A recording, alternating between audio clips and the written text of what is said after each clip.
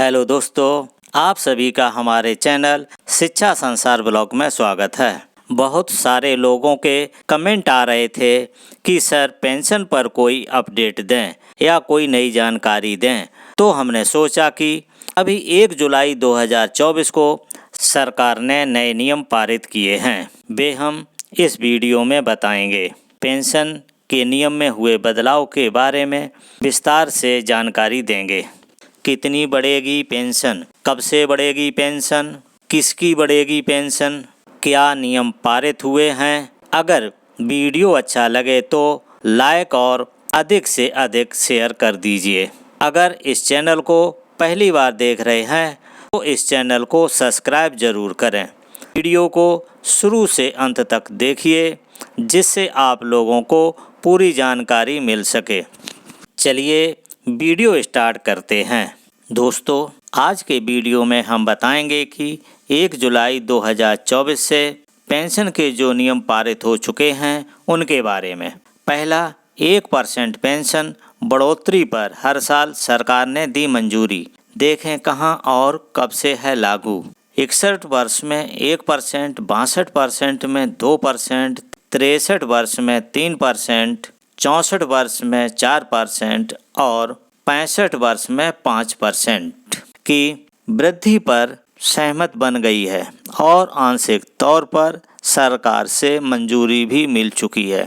इसी तरह 70 वर्ष में 10%, 80 वर्ष में 20%, 90 वर्ष में 30%, 100 वर्ष में 40%, यानी 70 वर्ष की आयु में 70% पेंशन मिलेगी, 80 वर्ष की आयु में 80% पेंशन मिलेगी, 90 वर्ष की आयु में 90% पेंशन मिलेगी और 100 वर्ष की आयु में पूरी 100% पेंशन मिलेगी। पेंशन बढ़ने के लिए सरकार की जो अनुशंसा है, जो अनुमति है, वो आंशिक तौर पर मिल चुकी है और वित्त मंत्री के कार्यालय में विचार हेतु फाइल पहुंच गई है।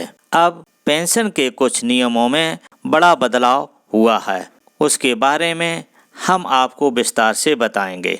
पेंशन लेटेस्ट अपडेट 2024 नए नियम पारित। 65 साल उम्र के ऊपर के पेंशन धारक होंगे मालामाल। पेंशनर्स को 61 साल के बाद हर वर्ष 1% की पेंशन अभिवृद्धि को सैद्धांतिक सहमति। केंद्र सरकार द्वारा पेंशन भोगियों के लिए एक और नई खबर सामने आ रही है। वेतन आयोग के सिफारिश और पेंशन संशोधन के चलते आखिरकार पेंशन भोगियों को बढ़ी हुई दर से पेंशन मिलने का प्रस्ताव पारित कर दिया गया है। हालांकि इस नए प्रस्ताव में हाई कोर्ट का हस्तक्षेप महत्वपूर्ण साबित हुआ है। जानकारी के लिए बता दें, केंद्र सरकार ने पिछले कुछ समय पहले ही आदेश पारित पेंशन लेटेस्ट अपडेट 2024 किया था कि केवल रक्षा बल के पेंशन भोगियों को ही संशोधित पेंशन उपलब्ध कराई जाएगी और ये नई पेंशन दर सिविल केंद्रीय पेंशन भोगियों पर लागू नहीं होगी। केंद्र सरकार द्वारा जारी इस फैसले से कर्मचारी बहुत ही नाराज चल रहे थे, जिसके अंतर्गत कर्मचारियों ने हाई कोर्ट और सुप्रीम कोर्ट में याचिका दायर की और आखिरकार सिविल पेंशन भोगियों की अपील की सुनवाई की गई और दिल्ली हाई कोर्ट ने अपना फैसला सुनाया। दिल्ली हाई कोर्ट द्वारा लिए गए इस फैसले के अंतर्गत केंद्र सरकार के फैसले को अवैध करार दिया गया और पेंशन संशोधन पेंशन लेटेस्ट अपडेट 2024 सभी के लिए एक समान करने का फैसला सुनाया गया। इस नए फैसले के बाद रक्षा कर्मियों के साथ साथ सिविल केंद्रीय पेंशन भोगियों को भी अब नई संशोधित दर से पेंशन और न्यू रिवाइज रेट उपलब्ध करवाई जाएगी।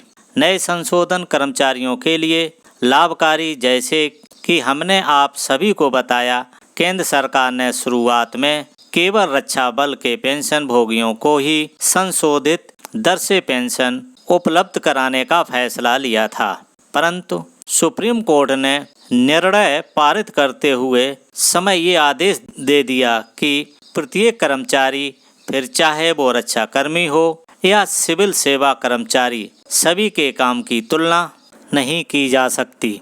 हालांकि सरकार का ये कर्तव्य बनता है कि सभी के पेंशन एक ही दर से उपलब्ध कराई जाए, जिससे रिटायरमेंट के बाद सरकारी कर्मचारियों को किसी प्रकार की असुविधा न हो। इसी फैसले के बाद अब केंद्र सरकार नया निर्णय पारित कर चुकी है। 65 साल उम्र के ऊपर के पेंशन धारक होंगे मालामाल। नई पेंशन के नियमों के अंतर्गत केंद्र सरकार के वित्त मंत्रालय और पेंशन रिटायरमेंट में मिलकर कुछ नए नियम पारित किए हैं, जिसके अंतर्गत इन सभी नए संशोधनों को शामिल किया गया है।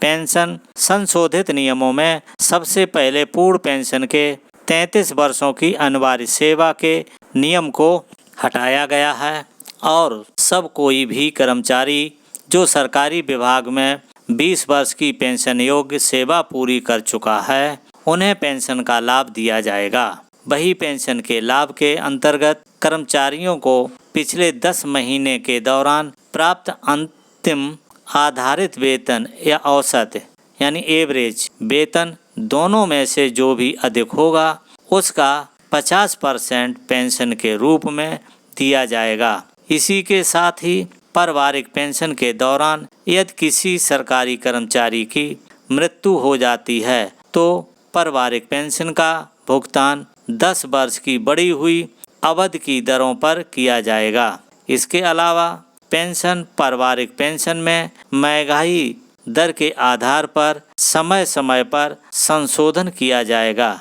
इसके अलावा ग्रेजुटी भुगतान की वित्तीय सीमा को भी ₹3,50,000 से बढ़ाकर ₹1,00,000 करने का फैसला पारित किया गया है। वहीं यदि कोई कर्मचारी अपने कर्तव्य पालन के दौरान दुर्घटना की वजह से मृत्यु हो जाती है तो ऐसे मामले में अनुग्रह राशि की दोगुनी करके ₹1,00,000 तक किए जाने का निर्णय पारित किया गया है। इसके अलावा रक्षा तंत्र द्वारा की गई हिंसा के दौरान अथवा किसी दुश्मनी कार्रवाई के दौरान मृत को प्राप्त होते हैं तो उन्हें मिलने वाली अनुग्रह राशि को ₹1,00,000 करने का निर्णय लिया गया है। इसी के साथ ही दिल्ली हाई कोर्ट के फैसले के बाद अब 2006 से पहले रिटायर हुए सभी पेंशन भोगियों के पेंशन स्तर को बढ़ने का निर्णय पारित किया गया है। इस प्रकार 1 जनवरी 2006 के बाद रिटायर हुए पेंशन भोगियों और 1 जनवरी 2006 से पहले रिटायर में पेंशन भोगियों को बराबर पेंशन दी जाएगी। दोस्तों, ये जानकारी आपको देनी थी। उम्मीद करता हूँ कि ये वीडियो आप लोगों को अच्छा लगा होगा। अगर वीडियो अच्छा लगा हो तो इसको लाइक और अधिक से अधिक शेयर कर दीजिएगा। अगर पहली बार चैनल को देख रहे हैं तो इस चैनल को सब्सक्राइब कर लीजिएगा। इस वीडियो को देखने के लिए थैंक यू फॉर वॉचिंग। अब मिलेंगे नेक्स्ट वीडियो में नई जानकारी के साथ।